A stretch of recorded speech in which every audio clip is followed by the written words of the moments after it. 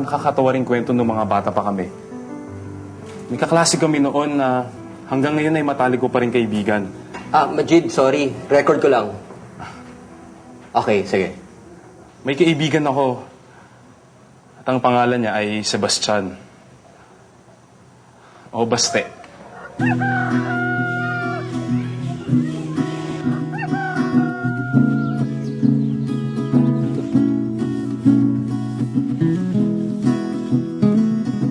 Bye, Baste! Mag-ingat ka sa paglakad, ha? Opo, Nay! Huwag ka masyado magmadali. Baka masagasaan ka. Opo! Baste! Opo, Nay! Mag-iingat na po ako!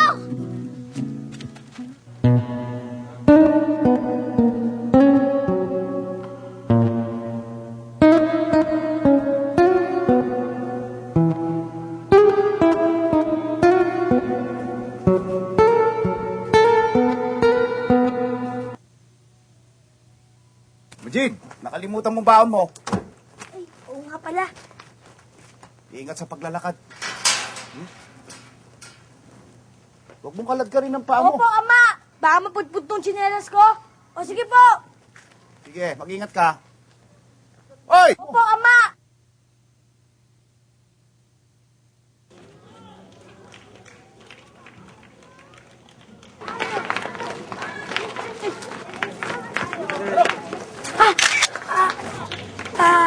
Sorry Okay lang.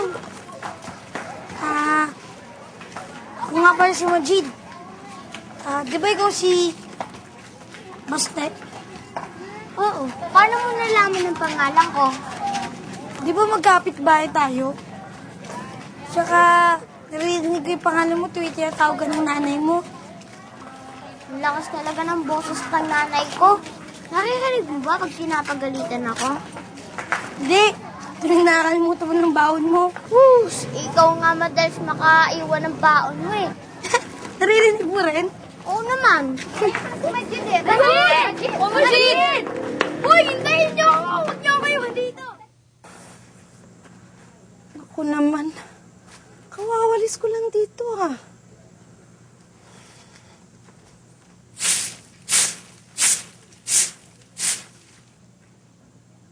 Talaga naman. Magkaroon ka ng kapitbahay na hindi marunong maglinis ang harapan ng bahay nila. Ay, palisin ko na nga rin ito lahat.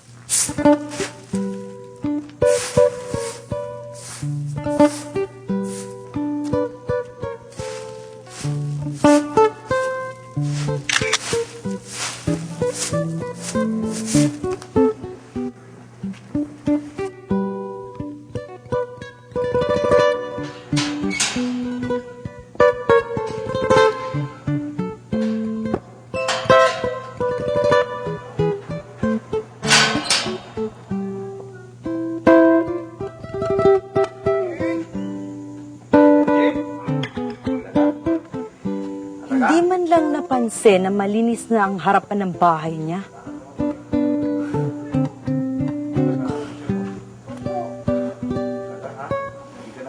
Di ba, normal lang naman na pangit ang pakiramdam natin kapag may ginawang di kagandahan ng isang tao sa atin. Anong gagawin mo pag nangyari yun?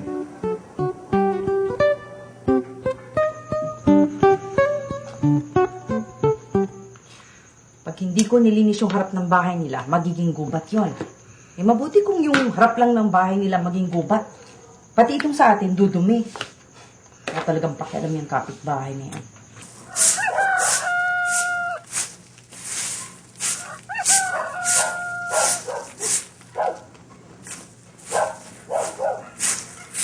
Nay, ang aga mo naman po yata magwalis. Mabuti na itong mag-umpisa ako ng maaga para marami akong magawa ng buong araw. Uy, Baste! Mag-iingat po ako sa paglalakad para po hindi po ako masagasaan.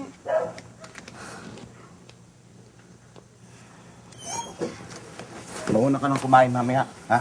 Ang dami kong trabaho sa opisina. Baka gabi na ako umuwi. Pero susubukan ko rin umuwi ng maaga. Biyernes naman ngayon eh. Chit, nakita mo ba yung salamin ko? Suot niyo po, Ama. Ay, oo nga. Sige, ingat ka ha. Opo. Bye-bye po. Bye-bye. Ang kalat naman dito. Sobrang kalat.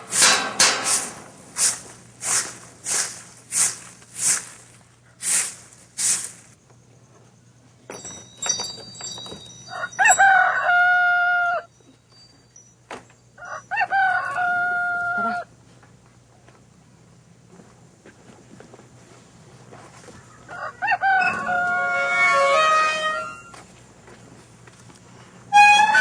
Nay, ba't tuwing Sabado ng madaling araw, lagi na lang tayo pumupunta sa kabilang bayan? Para naman makita natin ang mga ibang kamag-anak natin. Bakit? Ayaw mo bang makalaro ang mga pinsan mo? Gusto. Gusto mo pala eh. Ako, gusto ko rin nakakaalis dito paminsan-minsan. Para malayo naman sa konsumisyon. Konsumisyon? Mhm.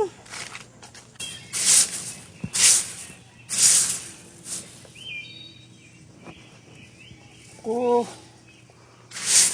Ito talagang ibang mga tao. Hindi marunong magwalis ng harap ng kanilang bahay. Galat-galat.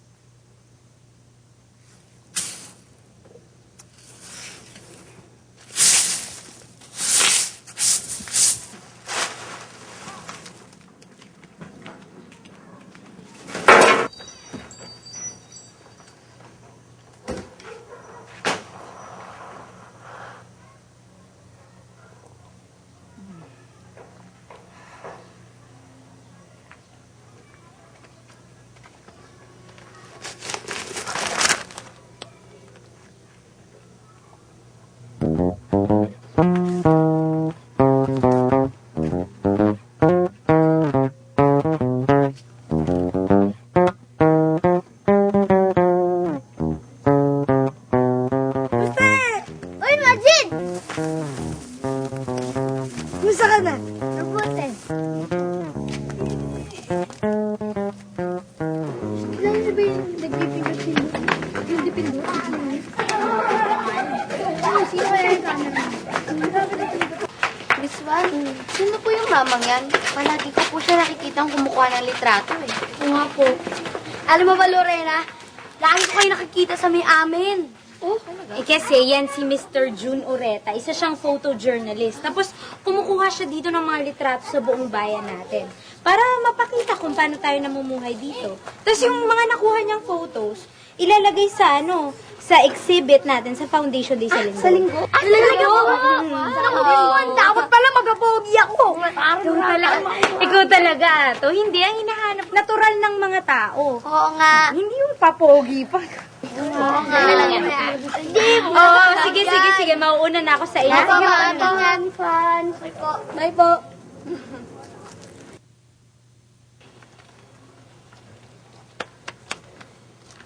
Majid, lagi mo ba kaibigan yun? Yung matabang yun? Oo, kapitbahay namin. Kaso nga lang, may problema. Anong problema? Mga dahon.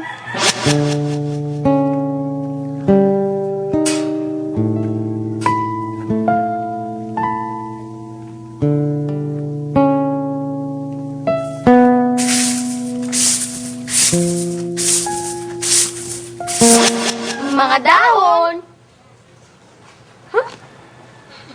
Naku, ang mabuti pa, hindi kausapin niyo na lang yung kapitbahay ninyo.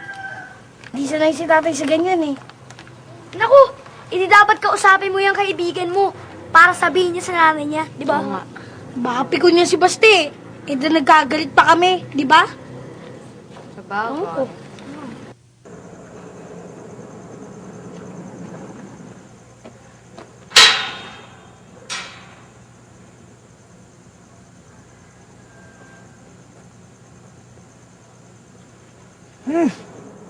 Astagfirullah.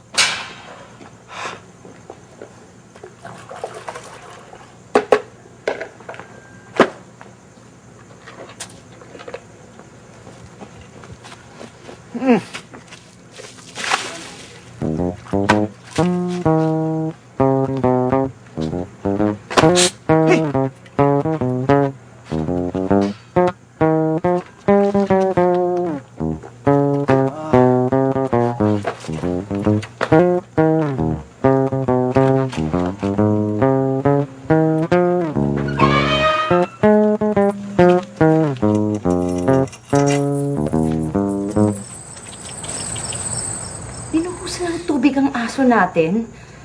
Talaga naman. Sa lahat naman ng bagay, aso pa ang nilagay doon sa tabi ng bahay natin. Yun, binuhusan ko tuloy ng tubig para makahalata.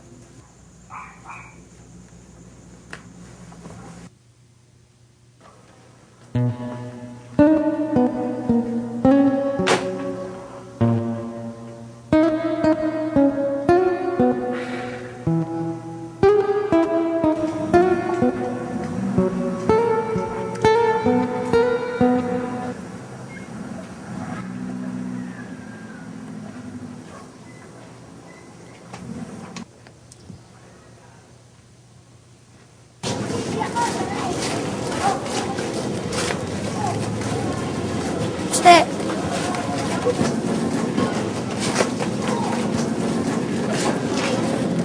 O mga bata, wag niyong kakalimutan. Sa Linggo Foundation Day natin, isama niyo yung mga magulang niyo, ha? Yes, ma'am! O, meron tayo dong exhibit. Tapos, pagkatapos, pwede na tayo magkain na tayo lahat. O, isama niyo yung mga magulang niyo.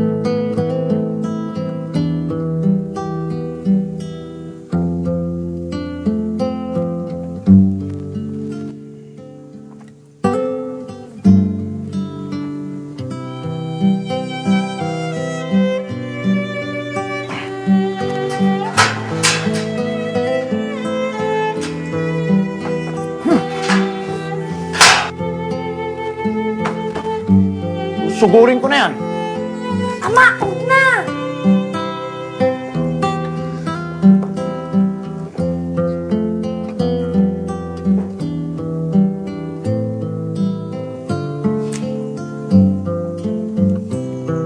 Nagdabog pa. Grabe.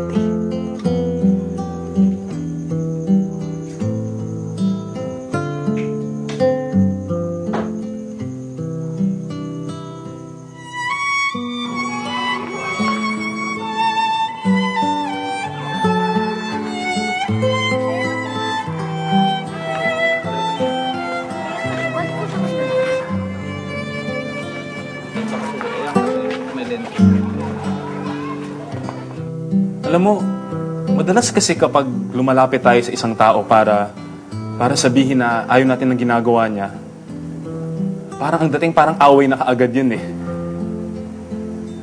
Pero alam mo, kaya ka nga nakikipag-usap para wala na tayong away.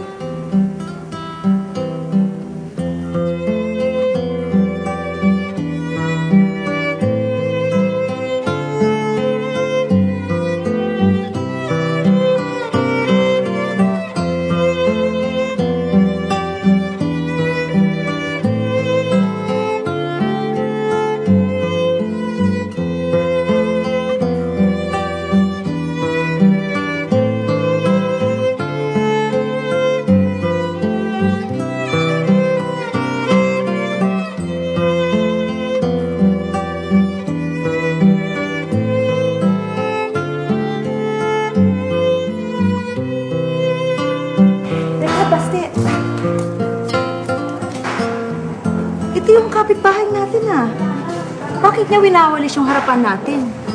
Uto! Oh, tingnan mo. Kapit-bahay natin yan ah. Bakit winawalis niya yung tapat ng bahay natin? Ano?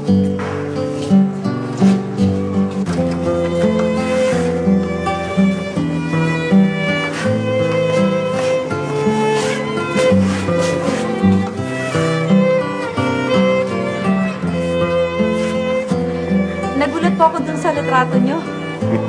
Ako din eh. Nagulat din ako doon sa nakita ko. Pareho po tayong nagulat. Mabuti na lang, wala tayong high blood. Kung hindi, isinugod tayong pareho sa ospital. Tay, siya nga pala. Nanay ni Baste, kapitbahay natin. Anay, siya rin po pala yung tatay ng kaibigan ko pong si Majid. Kapitbahay po natin sila. Kamusta po kayo? Mabuti po. Kayo? Mabuti din. Tayo palang magkakapit-bahay. Hindi tayo nakakapag-usap. Masyado po yata kayong abala sa trabaho. Kayo pala nagwawalis ng tapat ng bahay namin. Maraming salamat po. Ako, kayo nga rin po eh. Maraming salamat ho.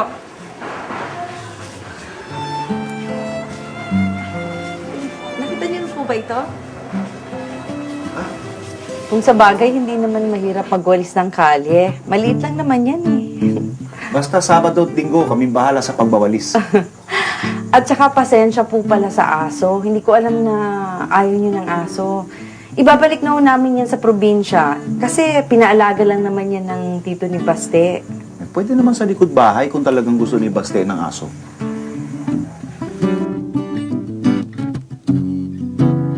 Minsan, kailangan lang makipag-usap para magawa ng paraan ng mga problema. Huwag tayong matakot na gumawa ng unang hakbang dahil madaming magagawa ang magandang pag-uusap.